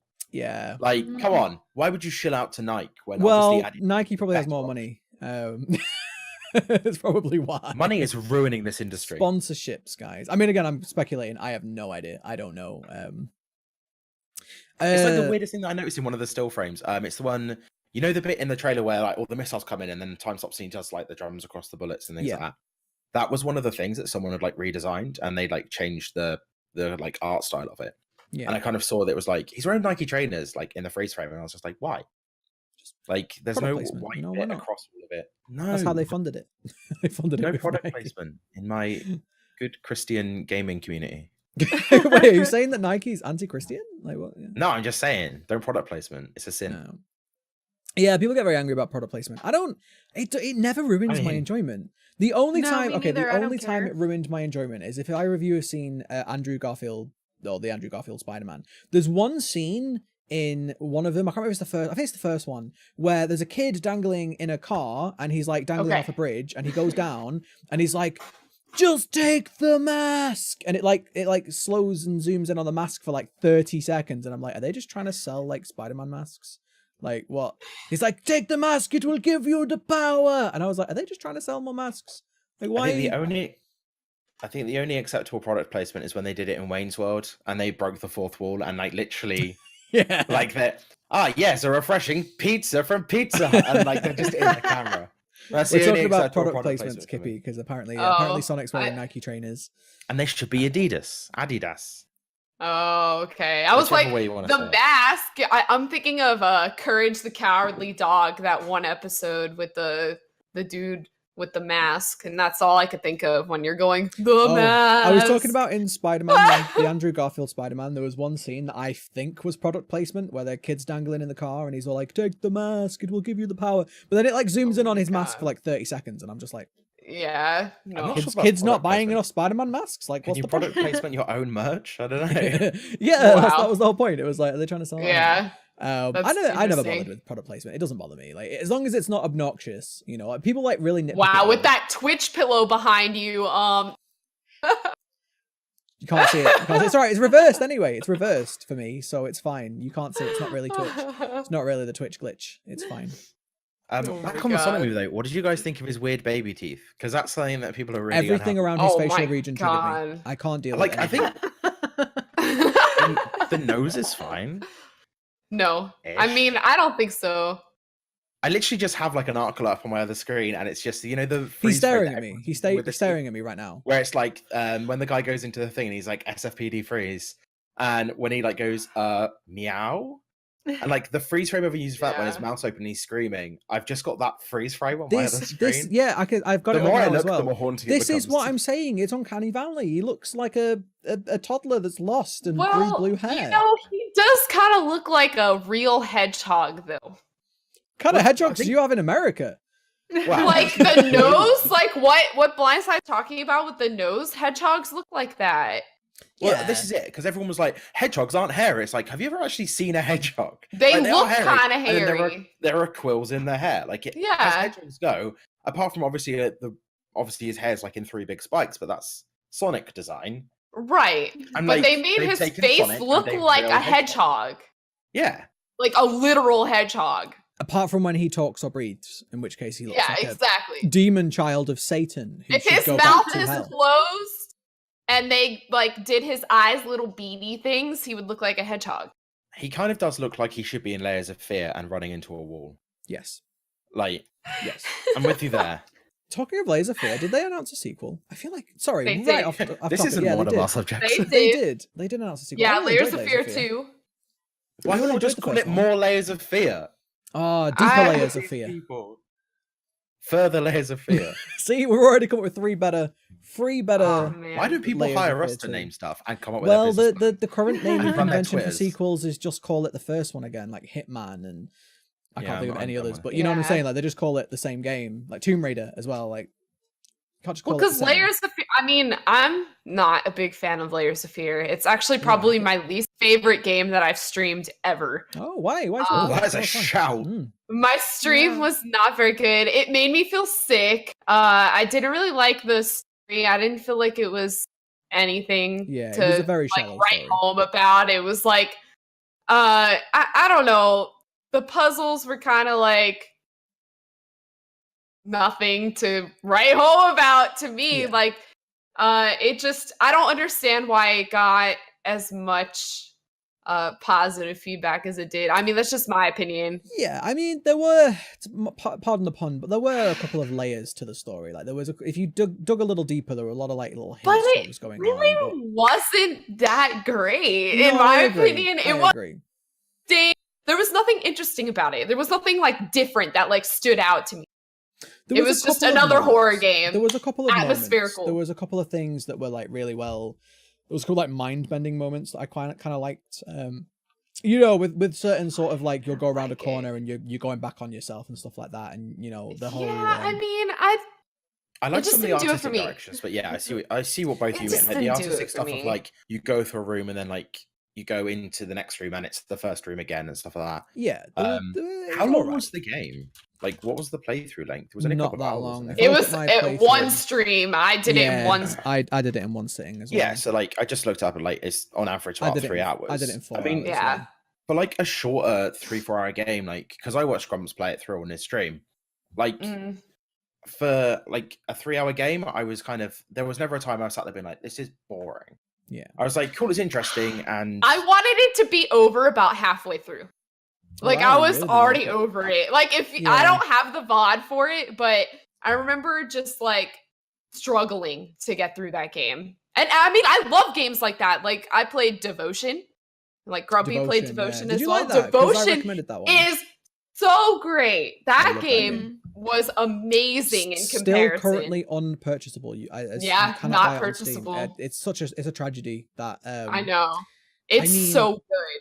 It is. If you guys, you might actually not have heard of this one before Elliott gives me more shit. Devotion was made by the same studio that made Detention, and Detention was very, very positively received. It's a little horror game, 2D horror Mhm. game. Devotion came out, but it's a Taiwanese studio. Devotion came out, Mhm. and it went really well. Had a really great launch. Very, very, very positive. Overwhelmingly positive, good. I think. Reviews. Mhm. And about a week after it launched, somebody found let's just say a controversial Little poster. Easter egg in Yeah, there. little Easter egg that was alluding to a meme that compares China's president with Winnie the Pooh.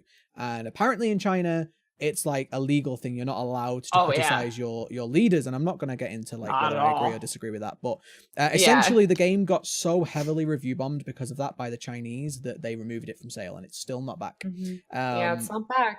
I think I might restream that one again soon because I actually really enjoyed it. Oh It's a man, really, it's really cool little game. so The good. bit with the dolls, like, oh man, that's like, Oh, see, it actually creeped me out. And horror games, normally, I'm pretty desensitized. I do get jump scared, but it's more of like the noise than I just like jump. yeah, I hate cheap but jump scares. I like when they Most work of for the it. time, they don't scare me, but this game actually like creeped me out Yeah. pretty heavily. And I liked the story a lot. Yeah, same. A lot. So Again, it was kind of like a predictable story, but that's not. Yeah. it's not that bad. Like it didn't No. matter. The whole point for me, I loved the mechanics. I'm not going to spoil it, Mhm. but there was one section of that game that I think is one of the best sections in any horror game I've ever played. And again, that's the part with the dolls. I think that was so well done. Oh my because god. it was like jump scares, but they were so like they But weren't like so subtle. yeah, but like Mhm, subtle but and be in your there. face at the same time though. Yeah. Yeah, I loved that. I mean, I have goosebumps thinking about that part because like it freaked me out so bad, and games don't freak me out. Yeah, it was definitely a spooky one. It was a very short experience. Yeah. It was a cheaper game, very short. Oh, it was like so good. again, just like Detention, because Detention was a very short and sweet experience, which Mhm. is something as I get older, as I get more busy, is something that I'm starting to really like I appreciate. love little games that I can stream once and then Yes. yeah. Like one and done. One Maybe go back to it later on. Like Little Nightmares, I Yeah, streamed twice exactly. because I enjoyed it so much that I went back and played it again. Yeah, I actually have it right now. We got it from GameFly. I don't think I'm gonna stream it, but I've been playing it. With Little Nightmares. Yeah. Yeah, I love that game. There's so much with Little Nightmares. There's so much like backstory and lore that you won't know until you've completed it, and then you'll like. I don't know if you're Right. like me, but You I want to like, replay. yeah, but I go in Yeah. like I go into all the theory videos and stuff. There's a lot of theory videos on Little Nightmares because we don't know I mean, where it's set and who everybody They is. don't give you anything. No, they you don't. just start playing and you have to figure it out. Yeah, So they don't, and that they don't until the end of the game. You don't. Nothing's explained to they you. don't and I hold love your that. hand even a I little love bit. that. Yeah, so Yeah, 100%. Would recommend Little Nightmares. I would recommend Devotion, but you can't currently if you buy could it, purchase so- it. Yeah. Oh my god, what if they bring it back on Epic? Confirmed? I'd buy it on Epic. I'm not even. Oh yeah, Well, I Epic would. doesn't have reviews, can't review bomb. Like Very true. Very, very Problems. Yeah, true. it's Can't review true. on it if you take the reviews away. Solves that problem. Oh god. Did you ever, just while we're on the topic of horror games, did you ever play Visage, Kippy? I didn't. It was didn't? highly recommended to me, but I never played it. I might save it for maybe like Spooktober stuff again. Yeah.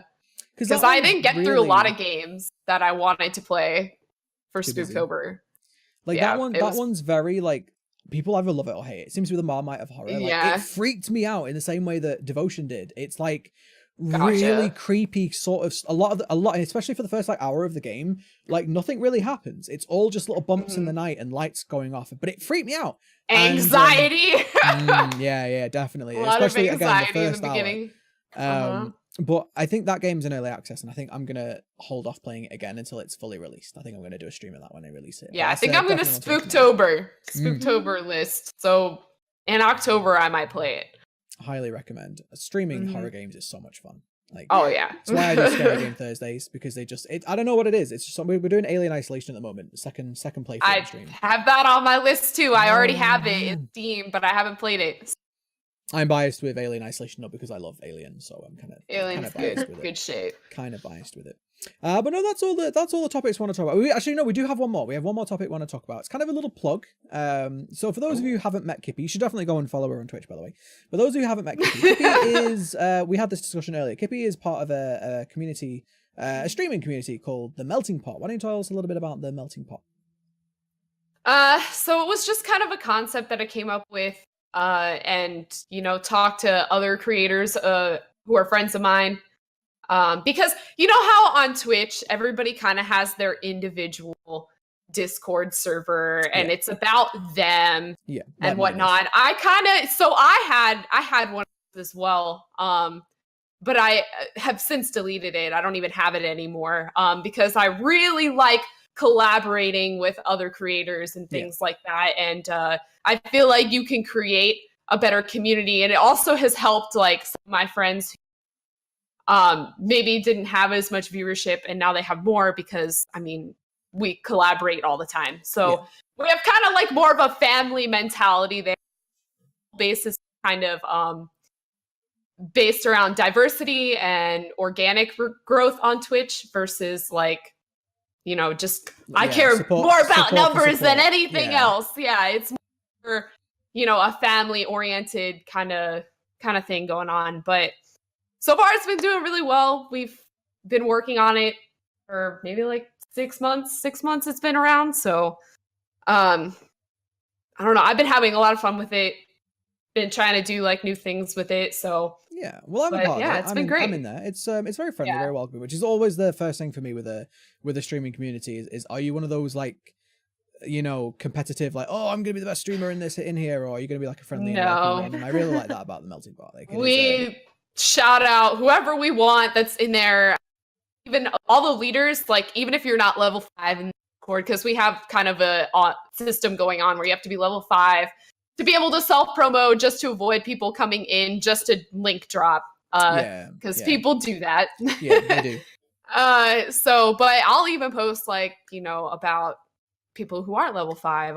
I promo that. Like, I don't even promo just myself. I'll promote, like, Grumpy will be streaming, and I'll be like, go hang out with Grumpy because I'm in his stream right now. So yeah, I noticed that. It's really nice because like we talked about this before on the podcast. Like with streaming, it's a very competitive field because there's so many people doing it and so many people are so desperate to grow that there's a lot of people that are very much like a, you know, no self-promo. I'm only going to talk about me, no talk about anybody else's streams. And while you're in my stream, you're with me. And I can understand that and I can respect it. Right. Yeah. I feel like there's something like a lot of people I think need to realize is that like growing together is always going to be better, you know? And, it's so much more fun to have friends like 100% than be by yourself and trying to do things alone. And I noticed that's why I do a lot of co-streaming now. So my first year of streaming, I didn't really do co-streaming like at all. It's hard to, especially when you're smaller, you feel like weirded out by asking other streamers to co-stream with them if you don't know them very well. Yeah. So, but now I co-stream all the time. Like, I love co-stream. I mean, no, I'm with you. With it, for sure. So I'm 100% with you. I love doing collaborative content, which is one of the main reasons why I started this podcast, because I love, you know, like, don't get me wrong, like streaming solo is fine. You can absolutely have some banter with your community and your chat, but there's something, I don't know, there's something special about actually being able to like collaborate with other creators and have a conversation together. And which again, you know, we've done this podcast about a month ago now, and I love doing it. I love creating with other people. In fact, one of my long-term goals, if anyone doesn't know this, one of my long-term goals is to actually do like in real life collaborative content with other streamers and YouTubers. Like I eventually want to be able to do love that too, exactly. Like I don't know, like logistically, financially, if it's ever going to happen, but I would love to have like an office where you could work together with other people. It'll happen. Get there. I hope so. It's my dream. You'll get there. It's my dream. It's just, you know, I could really do a winning the lottery or marrying a very rich girl, you know. Look at Mama. Get that all the realistic methods of financial gain. Yeah, I mean, how else do you get rich? I don't know what you do. You know, you get a sugar mama. It's fine. Yeah, I'll get a sugar mama. They exist. Yeah. It's 2019. Don't judge. You might find somebody you really like that just has a really well-paying career. Like I fell in. So, because people make jokes all the time that I have a sugar daddy, because I mean, Mr. Koshka makes way more money than I do, but well, you're like, would you? But we started dating before he did, huh? Would you class yourself as a full-time streamer, or because you have like a side job? I dog sit as well, so I'm home full-time. I mean, so I feel like I don't put in enough hours on stream to consider myself full-time, but I'm constantly on Discord. I'm like always on social media, always talking to other people. So I mean I count that as work. Like I am a full-time streamer, and I count the managing my own Discord and my Twitter, and I count that as work time. So I don't know. I think maybe you're selling yourself a little short there, Kippy. I don't know. I stream 3 days a week. 4-hour streams usually. So I'm like, is that really full time? Well, that's what I went down to. I used to do 5+ days a week streaming for 6 or 7, sometimes 10 hours a day. And I realized, well, now that I do YouTube as well, it's not feasible. So I kind of split mine. But I get exhausted. Yeah, streaming is exhausting because you're just constantly talking for 4+ hours, you know, and also playing a game and also watching for trolls and also being in front of a very bright light for all that time.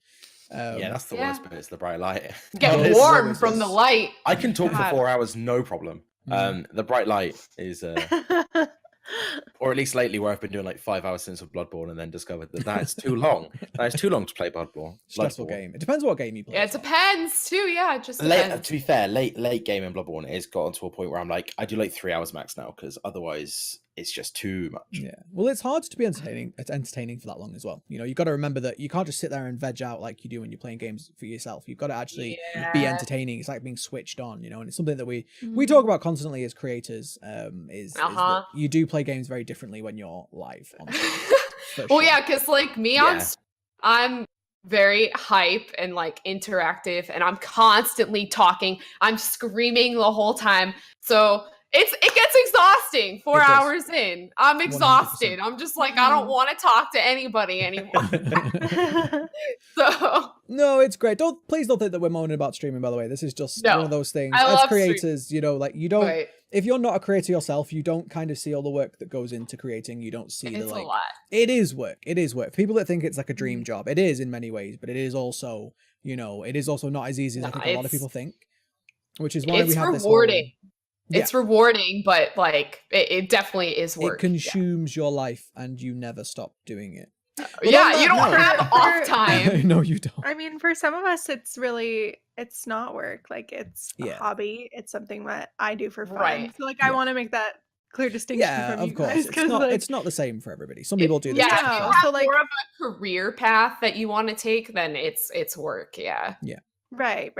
But like even still, like I am up on my Discord, like I'm in my friends' Discords, I'm watching my friends' streams, I'm like managing my own, trying to get things like together and like looking better and always like improving, and that takes a ton of time. So even like just as a hobby, you can spend hours just doing it. So I can totally appreciate for someone who wants it to be their full-time job, like that's such a grind, because like even as a hobby, I just dump so much time into the streaming, you know? You do. You say you're doing it as a hobby, but realistically, like you're putting all the work in, like you are doing the work. Admittedly, you're doing it with like a different end game, but like you are. I feel like I'm like almost on a different level than like what I like hear you guys saying. Like even though the end goal is a little bit different, like I don't feel like I have the same like mindset that I need to like drain myself, need to push. Like I don't feel like I get that same sort of burnout, because I'm like, this is fun.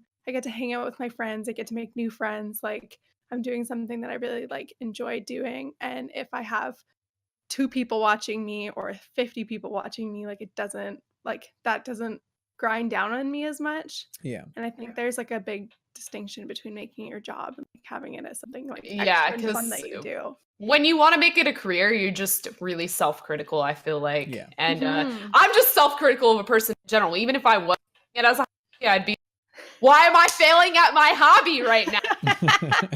Like, that's how I am. I cosplay. I'm the worst at this hobby. I cosplay for fun, and it's fun, but I'm still so critical of how my cosplay comes together. It's the same thing. I know, and I really have to remind myself, like, this is for fun for me. Don't be so hard on yourself.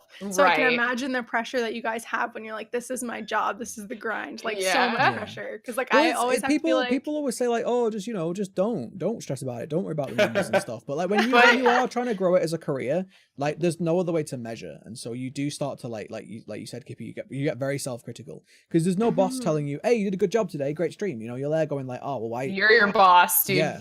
Exactly. And it is definitely something that I have learned over this last year, is that like this is why this career isn't for everybody. It might sound like a dream career, you just get to play video games all day for a living. It's not for everybody. It's because it is very, very tough, more mentally tough than anything else, more right. And emotionally tough than physically tough, but it's still very, very tough. And I feel like maybe it's only going to get worse as this gets more competitive, as more, as Twitch blows up, as more people start streaming, as, YouTube, as much as it's having problems, it's still very, very achievable to grow on YouTube now, but is it going to be in 5 years? We don't know. Yeah. So I don't know. I feel like it's definitely very, very tough. And I thought this is one of the reasons, and I hate saying this, but I think this is one of the reasons why a lot of people quit. I mean, I've known many people in my various communities that have quit in the last year that since I started. Same. And it's sad, but at the same time, like, it's not for everybody. It's not, right. It's not as easy as I think a lot of people think it's going to be.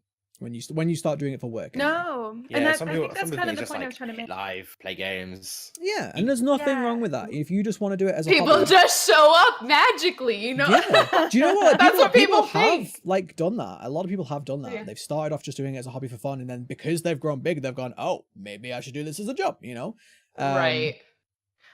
But I think the thing is too, is like people look at certain streamers, they've been on for like 8 years and they're just huge, and it's like, well, yeah, they invested They put 8 years of work into it. Like it's not gonna happen in 4 months. Like so like it's a long haul for sure. Tons of hour investment, like tons of like even financial investments for the different things that you need, like equipment, games. God, the games are the even worst just part. like your The just like games channel add art. up. Yeah, they do. Yeah. They do.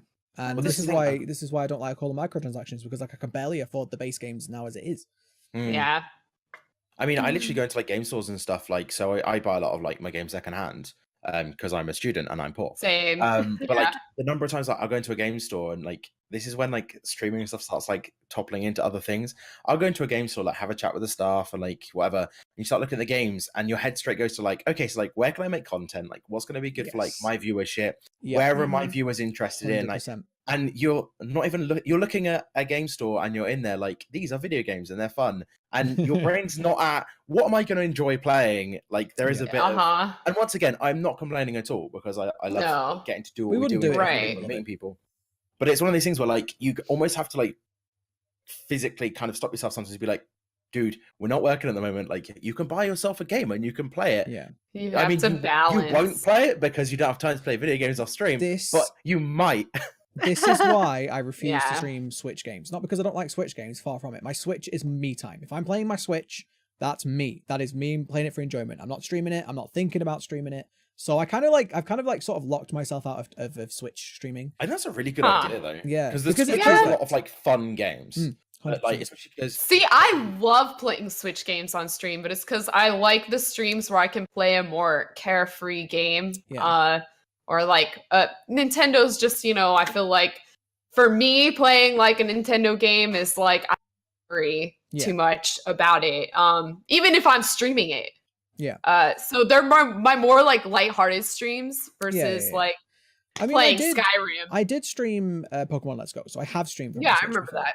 But I kind of sort of like with my PC, if I'm sat at my PC now, it feels like work. And so I've kind of sort of separated them. I've got my Switch, which is my me time, and then my PC, which is my work time. And it's very difficult to separate. And as we were talking about before, as a content creator, as a YouTuber, or as a streamer, it's very hard to switch off. And I feel like this is one of the reasons why a lot of people end up with. Well, there are certain games that I decide. For me, I just decide what games I want to stream and what I don't. Yeah. So there will be games that come out, like when Kingdom Hearts 3 came out, and all my friends were like, I'm going to stream this. And I'm like, no, that game's for me. That game's for me, not for Twitch. I had to be so very selfish. I'm going to play it. But then that's the problem. I was the same. Sometimes. I said, no, I'm going to keep Kingdom Hearts 3 for me. That's for me. And I'm still stuck at, which one? Tangled. I'm still stuck at the Tangled I beat it. And that's what I told everybody. I was like, I'm going to. And if I want to stream it in the future, I will. I'll replay it. So that's how I am. Yeah, exactly. Yeah, so that's how I treat it. If I want to play it, like it's for me time, and I don't want to stream it, I'm not going to. Yeah. I mean, again, you have to do that, I think. The Switch is definitely the perfect console for like having just like offline where you're not touching anything, just because like the pick up put down nature of it. So I've been playing Final Fantasy 9, which normally obviously the Final Fantasy games you have to get to, well, with 9 you get to Moogles and they save your game for you, or if you're in the field you can save wherever you want. And with the Switch, you can literally just press the power button, stand by it wherever you are. Yeah.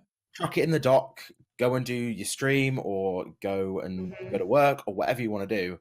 and then when you come back, hit the button again, relaunch the game. It's just like, cool, I'm just where I was. There it is. And Yep. it like gives you so much, especially because I played Stardew on the Switch. I played Stardew for I've played a ridiculous a ton amount of of time on the Stardew on PC. Switch. But on the I Switch, play on PC. you can be in the I do as middle well. of the day and you can just be like, cool, hit the pause menu, stand by the Switch. I mean, admittedly, you can't play other games on your Switch till you finish that day off. Right. But like, I do a lot of like, I'll play the Switch on the bus because I take Yeah. the bus a lot. The city I live in, like, the bus is the only real way to get around. Mm-hmm. And say I'm going to, so I work as a pub quiz host. Say I'm going down to work. It's a 35-minute bus. I can sit, play Stardew for 35 minutes. If I'm in the middle of a day and I get off the bus, just hit the button, go to work, carry on that day when I get back on the bus to go home. Like, that's the thing that I definitely love. Like, Yeah, I bought the Switch love at the a higher price Switch. than I bought my PlayStation 4, and I have no regrets. I do. I'm as consoles traveling go, I'm really next set on it. week, and I always bring the Switch to go on the plane with me. Yeah. Every time. That's the one thing I need. Just is my great. Switch, and I'm good. So It's Well, great. this is it, and like it's lightweight, it's small. The charge is pretty good on them. Like, what more do you need? Like, you're all good. it's so good. Really reminds me of my old Game Boy days, honestly. Like, it reminds me of when I used to play Pokemon Yeah. for hours and hours and used to have to change batteries and all that. Uh-huh. Rubbish. But guys, we're coming up to the end of the show, so why don't we start wrapping up Alright. and tell everybody where we can find each other. So, Elliot, where can people find you? What have you got coming up? You got anything coming up this week on your Twitch channel? Me, one day, me and Taylor are actually going to stream Portal 2, which we've been saying we're going to do for a couple of weeks. We're trying to find a time in Britain and Canada where we can do it. It's a bit of a... We are sorting it, though, I promise. For anyone that's watching and is like, wanting to see that content, For anybody that's still here, we are still watching the sorting video. I'll be We playing did more that thing Bloodborne. where we're asking to like at the end and not the beginning again. Yeah, guys, if you're still watching, please like the video. It really helps the channel out quite a lot. Leave a comment. If you've share gotten this it. far, Also, I don't know, mail me your firstborn child. I don't know, whatever. Just do what the YouTube algorithm likes. all don't those mail things. me firstborn children. No, I don't want to. Okay, sorry, Elliot. Where can we find you? Yeah, so I'm on Twitch, Blindside UK, which I think is somewhere down here. Yeah, it is. I'm also on Twitter. I'm trying to get more people on my Twitter because sometimes it's not my schedule for streaming, and it's not my schedule for screaming. You said a and schedule. I'll that's tweet me out and be like, streaming. I just stream the whole time. No. yeah, I've been trying to tweet more about saying kind of like, cool, I'm gonna do like a bonus stream in like an hour. Yeah. So that. So follow me Yeah. on Twitter at blindside_UK. I am on Instagram. I learned to boomerang last week. Whoa.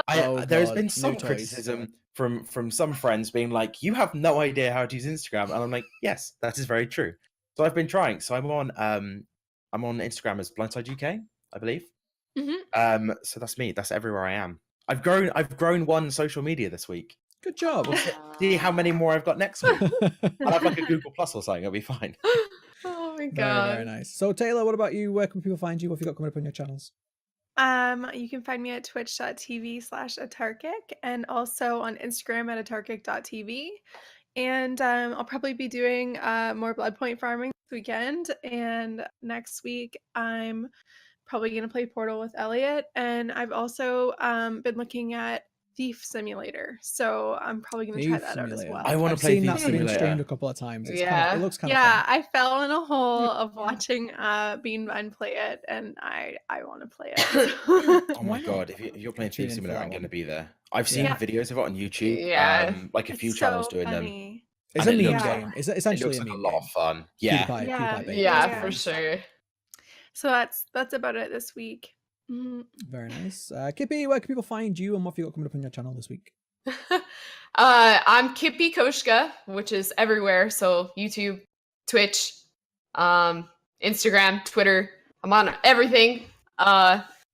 And look at this us week, building brands. this Yeah. upcoming week, I actually won't be on anything. Well, I'll be on like Oh, yeah. social media, but I'm going on vacation. So I won't be streaming. Okay, that's a lie. I'll be streaming one day, but it's a co-stream with Die Hard Diva.